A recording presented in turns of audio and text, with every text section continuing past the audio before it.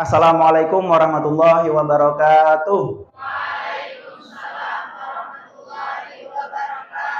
Bismillahirrahmanirrahim. Alhamdulillahirabbil alamin. Assalatu wassalamu ala sayyidina Muhammadi wa ala alihi wa sahbihi ajmain.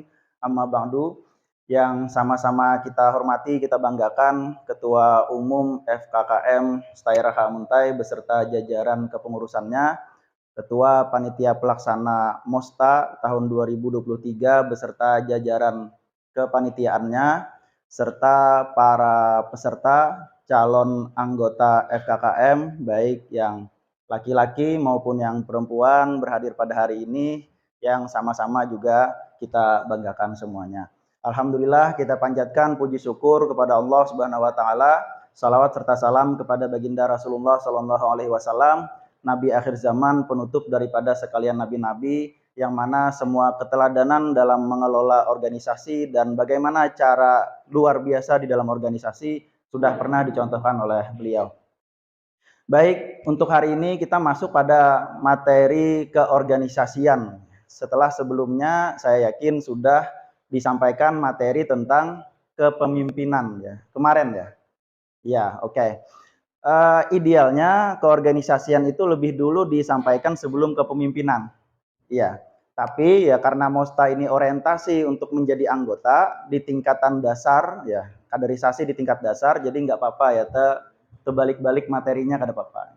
Yang penting pian-pian tetap fokus bisa membedakan nantinya mana kepemimpinan dan mana keorganisasian. Baik, dari materi yang saya sampaikan hari ini ya, materinya adalah materi keorganisasian tingkat dasar.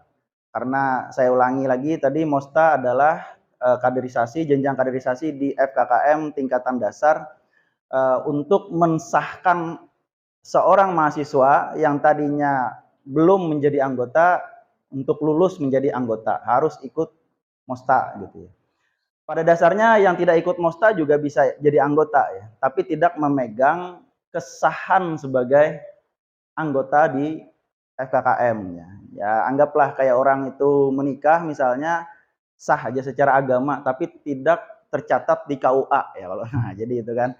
Jadi kalau rekan-rekan yang mau bergabung misalnya tapi nggak bisa ikut MOSTA, nggak apa-apa, nggak bisa ikut MOSTA dulu, tapi ikut beraktivitas dulu ya. Nanti kalau ada MOSTA ikut dia gitu ya. Jadi MOSTA-nya berdudi, tetap wajib ya dapat buku nikahnya itu ya, atau dapat sertifikat MOSTA-nya itu. Baik ya, materi keorganisasian di tingkatan dasar tidak banyak ya. Jadi mungkin saya akan menyampaikan kurang lebih 45 menit ya, kalau cukup nanti paling lama 1 jam lah kira-kira ya. 60 menit. Setelah itu kita sambung dengan tanya jawab ya. Kita sambung dengan tanya jawab. Baik, saya langsung saja ya masuk ke materi ya. Namun sebelumnya saya ingatkan untuk tidak perlu menulis selama materi saya. Oke. Tapi saya titip nanti kepada panitia setelah kegiatan ini di follow up ya. Apa-apa saja poin yang didapat di dalam materi keorganisasian. Oke, mungkin setelah kegiatan ini atau di pertemuan nantinya. Walaupun dengan tidak mencatat ya. Iya. Nah, saya maunya setelah materi ini baru pian catat apa-apa saja yang bisa pian dapatkan selama ikut di materi saya ini. Jadi bukan menulis di saat materi saya, tapi menulis, mencatat setelah materi saya. Apa-apa saja yang sudah didapat, apa-apa saja yang sudah dipahami. Jadi pian fokus pada mendapatkan sesuatu, menerima sesuatu, dan memahami sesuatu selama materi ini, dan mencatatnya nanti setelah materi ini selesai. Oke, sepakat ya? Oke. Sebelum saya masuk juga ke organisasi ya, itu sudah dimunculkan ya, nggak apa-apa, siap-siap lah yang kena itu ya. Ya, sebelum saya masuk ke sana ya saya sampaikan dulu karena ini mungkin rata-rata mahasiswa baru ya. Iya, mungkin sebagian besarnya mahasiswa baru, ada juga mungkin mahasiswa yang sudah semester atas ya. Di dalam mendengarkan materi saya maupun materi siapapun ya, di kelas kah pian dengarkan dosen menjelaskan ya, atau misalnya berbicara dengan teman pian, berbicara dengan orang lain, orang tua dan lain sebagainya, ada teknik ya untuk menjadi pendengar yang baik. 4 teknik untuk menjadi pendengar yang baik. Kalau kurang satu saja, maka kita tidak akan bisa dikatakan sebagai atau disimpulkan sebagai seorang pendengar yang baik. Padahal di dalam dunia ini, di dalam hidup ini, kita sangat-sangat memerlukan orang-orang yang bisa menjadi pendengar yang baik. Kita tidak terlalu memerlukan sebenarnya orang yang bisa berbicara dengan baik ya. Tapi untuk menjadi pendengar yang baik, seseorang yang bisa menjadi pendengar yang baik itu sangat-sangat kita perlukan. Ya, contoh yang sering misalnya pian-pian alami ya, terutama kebanyak bibinian ya kalau lah. Misalnya ya, pian punya masalah, ya anggaplah sakit hati misalnya ya kalau lah karena dikecewakan, karena dihianati misalnya kan. Terus pian mau curhat kepada seseorang. Pian datang kepada seseorang ya, Anda datang kepada seseorang itu dan Anda curhat. Terus dia bicara terus ya. Nah, itu Bang semalam mau aku padahi dah, jangan non mintu gitu kan. Nah, maka sudah aku padahi, jangan kalau aja. Suka lah pian lah. Kalau pian curhat, orangnya bicara terus ya yang dengarkan itu. Enggak kan ya? Iya, pian perlu orang yang memang mendengarkan dengan sepenuh hati kan ya. Hanya mendengarkan, kada perlu gin pian dinasehati. Nah, bujur kalau ya. Han, ya kalau jadinya kan usah itu ya. Kalau itu kesannya kan mengadili gitu ya. Apalagi nah, berdasarkan ilmu ini, ilmu psikologi, pian ini kena sindrom ini gitu kan. Ini ada penyakit kejiwaan yang apabila berlarut pian akan jatuh kepada stres, jatuh pada frustasi dan depresi. Pian akan bisa jadi gila misalnya. Itu orang yang pandai bicara seperti itu tidak kita perlukan di saat kita mendapatkan masalah gitu kan. Kita perlu seorang pendengar yang baik karena ya katanya ya perempuan itu sudah memberikan separuh hatinya kepada laki-laki yang bisa mendengarkannya dengan sepenuh hati. Jadi penting bagi kita laki-laki untuk menjadi pendengar yang baik bagi perempuan dan juga penting bagi perempuan ya untuk bisa menjadi pendengar yang baik untuk laki-laki. Ada 4 teknik menjadi pendengar yang baik, saya sampaikan mungkin hanya beberapa menit ya supaya hemat waktu kita ya. Yang pertama, ada yang tahu yang pertama?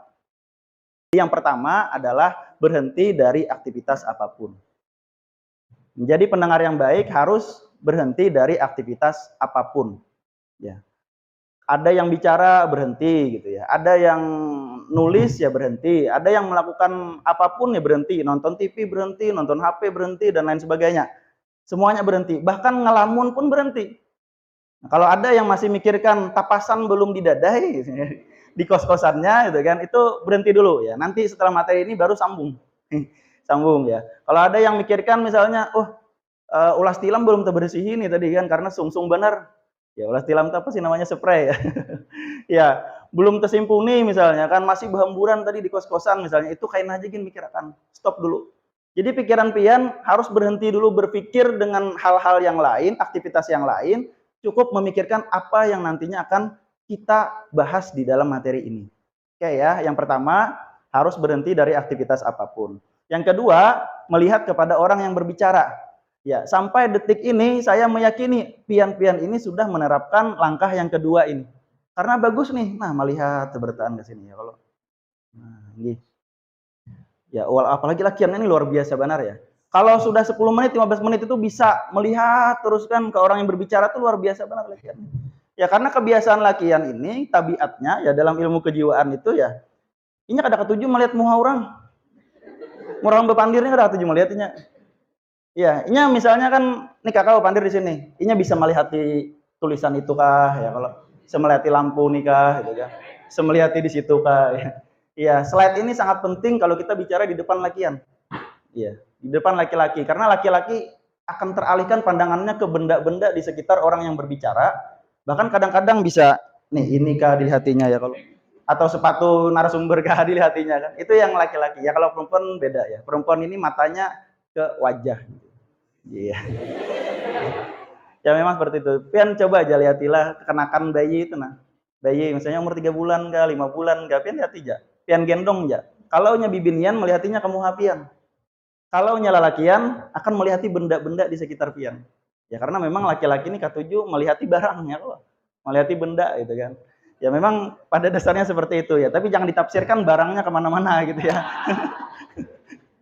Ya, yang kedua ya melihat kepada orang yang berbicara. Yang ketiga baru fokus mendengarkan. Yang ketiga fokus mendengarkan. Jadi bukan langkah pertama fokus mendengarkan itu. Tidak bisa kita fokus mendengarkan kalau tidak melihat kepada yang berbicara, kalau masih melakukan aktivitas yang lain. Jadi fokus mendengarkan harus melewati dulu tangga yang dua tadi. 1 dan 2, berhenti dari aktivitas apapun dan melihat kepada orang yang berbicara. 3 baru fokus mendengarkan dan yang keempat, ada yang tahu apa yang pian lakukan biasanya ketika mendengarkan orang lain? Yang belum saya sebutkan. 4, 4. Nah, ya ini ya pas mendengarkan udah diam aja berarti kan. Ya, yang keempat itu merespon. Ya, menanggapi. Nggih, bukan barenai aja. Nggih. Menanggapi itu terbagi dua, merespon itu terbagi dua. Ada yang dengan kata-kata, ada yang tidak menggunakan kata-kata. Ada verbal, ada non verbal. Nggih. Nah, tadi pas saya tanya, verbalnya berdiam, non verbalnya datar. Maksudnya muhanya datar tadi. Iya, datar, takutan ditunjuk ya kalau lah. Ya. Nah, jadi harus dua itu ya. Ada yang berupa kata-kata, mungkin nanti ada yang bertanya, ada yang menyampaikan pendapat, mungkin nanti ada yang menjelaskan yang perlu dijelaskan gitu ya. Saya minta maju ke depan, silakan dijelaskan nanti gitu ya. Ada yang seperti itu, ada juga yang tidak memiliki kesempatan untuk berkata-kata, ya dia bisa mengekspresikannya lewat bahasa tubuhnya, lihat ekspresi wajahnya. Ya, mudah dikenali orang yang memang mendengarkan dan orang yang matanya ke sini tapi mikirkan hal lain. Ya, kelihatan dari matanya. Karena mata itu tidak bisa berdusta. Kata-kata bisa dirangkai, kata-kata bisa direkayasa, kata-kata bisa mengeluarkan kedustaan-kedustaan, tapi mata tidak akan bisa karena mata mengisyaratkan rahasia hati. Jadi mata langsung dari hati ya pancarnya, merepresentasikan hati. Ada yang kau berdusta dengan mata. Pian tasipak lawang, sakitkah jar kawan pian? Ada ya, kau matanya kesakitan ya loh. Matanya kesakitan gitu kan. Atau yang bah sakit hati dia nanti kayak Pak, biasa ingin tuh tapi orangnya mata sedih gitu ya. Atau matanya abang gitu kan. Atau matanya kalau bahasa kita di kampung apa? Bangkur ya. Iya, bengkak gitu ya. Karena menangis misalnya. Jadi mata ini tidak akan bisa berdusta. Jadi itu bisa juga masuk dalam respon pian ya. Respon Anda ketika mendengarkan orang lain. Jadi 4 tadi ya. Oke, ulangi. 1, 2, 3, 4. Iya, tepuk tangan untuk Anda semua ya. Baik, kita masuk ke keorganisasian. Ada yang tahu pengertian organisasi? Apakah ada yang tahu pengertian organisasi? Nah, silakan maju ya untuk menjelaskan pengertian organisasi setahu Anda. Nggih, kada usah menurut orang lain itu kada usah. Kada boleh lihat Google kada usah ya. Karena itu pendapat orang lain. Sepengetahuan pian sampai di awal materi ini.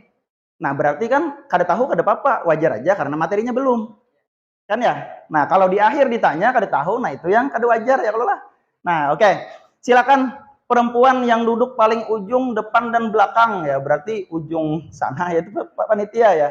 Yang peserta mana yang paling ujung? Ya paling ujung, oke. Perempuan paling ujung lagi gitu ya. Terus yang peserta paling ujung ya. Oke, 4 orang ya. Silakan maju ke depan.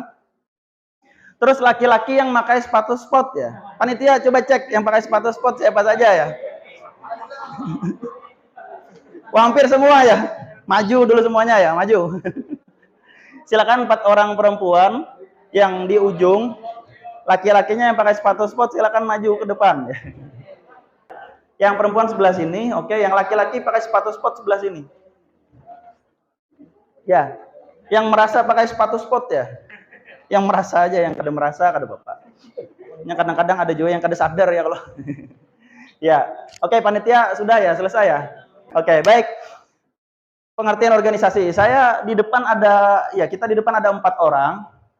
Saya minta musyawarahkan saja, ya 2 orang saja yang akan berpendapat apa pengertian organisasi, yang menjelaskan apa pengertian organisasi. Silakan bermusyawarah dulu. Siapa ya? Oh, pimpah kan?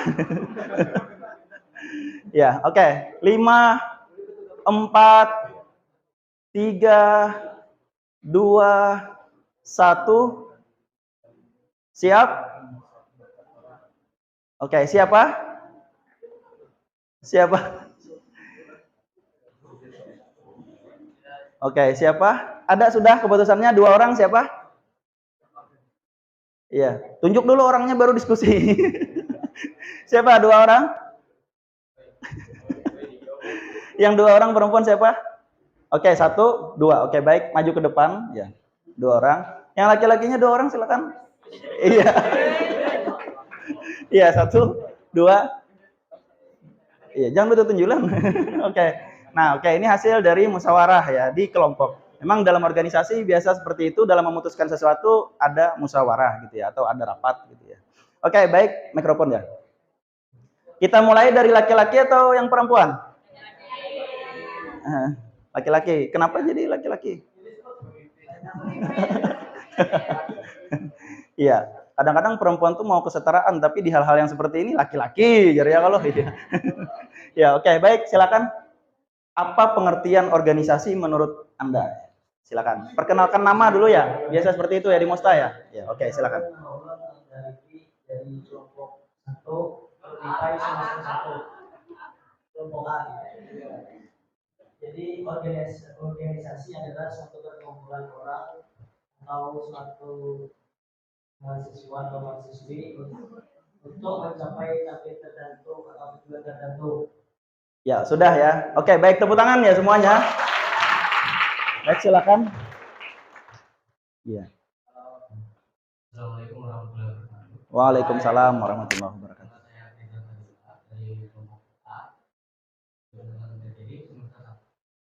Kalau menurut saya kumpulan organisasi itu adalah salah satu kelompok agar bisa mengajarkan kemampuan yang mereka miliki kepada orang-orang yang ingin memiliki. Mengajarkan kepada orang yang ingin memiliki kemampuan yang sama gitu ya. Oke, baik. Sudah? Ya, tepuk tangan ya semuanya. Baik. Silakan mikrofonnya. Iya, silakan. Assalamualaikum warahmatullahi wabarakatuh. Waalaikumsalam. Perkenalkan, nama Muhammad Jana dari kelompok E Prodi PAI semester 1. Organisasi adalah perkumpulan orang-orang untuk mencapai tujuan bersama sesuai karakter organisasinya. Iya. Iya, perkumpulan orang-orang untuk mencapai tujuan yang sama berdasarkan karakter organisasinya. Ya, oke, baik, tepuk tangan semuanya. Ya, silakan. Perkenalkan, nama Ulun Siti Nur Hikmah dari Prodi PAI semester 1 kelompok B. Izin menjawab, Pak. Iya, silakan. Menurut Ulun, organisasi itu adalah suatu perkumpulan kelompok yang bertujuan untuk mencapai tujuan bersama, tujuan yang mereka inginkan. Iya, perkumpulan kelompok untuk mencapai tujuan yang mereka inginkan, tujuan bersama ya. Oke, baik, tepuk tangan semuanya. Ya, baik, ada 4 pendapat sudah mengenai tentang organisasi ya, dan 4-empatnya benar semua ya. Jadi tepuk tangan untuk semua yang ada di depan. Silakan kembali ke tempat duduk masing-masing. Terima kasih banyak ya. Oke. Ya, baik. Lanjutkan. Nah, ini pengertian organisasi di dalam Kamus Besar Bahasa Indonesia ya. Organisasi adalah suatu kesatuan atau susunan yang terdiri atas orang-orang dalam perkumpulan untuk mencapai tujuan bersama. Ini menurut KBBI. Lanjut. Ada lagi organisasi menurut para ahli. Saya masukkan beberapa ahli saja di sini ya, karena sangat banyak ahli yang berpendapat mengenai organisasi di dalam banyak buku. Silakan dilanjutkan. Nah, ada beberapa ahli ya yang berpendapat mengenai organisasi. Misalnya Chester Irving Barnard berpendapat bahwa organisasi adalah sistem kerjasama antara 2 orang atau lebih, dan pendapat-pendapat yang lainnya. Oke, untuk menghemat waktu kita ya, kita lanjutkan saja. Silakan. Nah, lalu kita sederhanakan organisasi yang menurut KBBI dan menurut para ahli tadi menjadi pengertian yang seperti ini. Kumpulan 2 orang atau lebih bekerja sama untuk mencapai tujuan sama. Oke, kumpulan 2 orang atau lebih bekerja sama untuk mencapai tujuan bersama. Dan organisasi dari pengertian itu bisa kita tarik menjadi 3 unsur. Apabila 3 unsur ini terpenuhi, maka itu dikatakan organisasi. Unsur yang pertama, 2 orang atau lebih. Jadi organisasi itu harus 2 orang atau lebih dari 2 orang. 1 orang belum disebut sebagai organisasi. Terus ada kerjasama. 2 orang atau lebih tadi bekerja sama. Jadi kalau tidak bekerja sama, ada kumpulan orang saja gitu ya, 2 orang atau lebih, tapi tidak bekerja sama, maka itu bukan organisasi. Terus yang selanjutnya ada tujuan bersama ya. Kenapa saya masukkan di sana istilahnya tujuan bersama? Karena saya menyampaikan di Mosta FKKM, sehingga di FKKM sebagai sebuah organisasi itu ada tujuan bersama. Namun pada dasarnya secara umum tujuan itu boleh saja tujuan saja, maksudnya tidak tujuan bersama. Tujuan si pemimpinnya misalnya kan. Misalnya ada organisasi yang namanya organisasi perusahaan. Ada 1000 karyawan di sana bekerja sama untuk mencapai tujuan bosnya. Ya kan ya? Tujuan si bosnya di dalam perusahaan itu. Bagaimana perusahaan itu bisa sesuai dengan visi si pemilik perusahaan itu. Gitu kan ya? Berarti tujuannya tujuan pribadi kan? Bukan tujuan bersama. Tapi tujuan pribadi itu ketika karyawan masuk di sana dijadikan tujuan para karyawan juga. Walaupun asal mulanya tujuan pribadi, sehingga ketika bekerja sama menjadi tujuan bersama. Oke, sampai di sini kira-kira bisa dipahami ya? Ya, oke.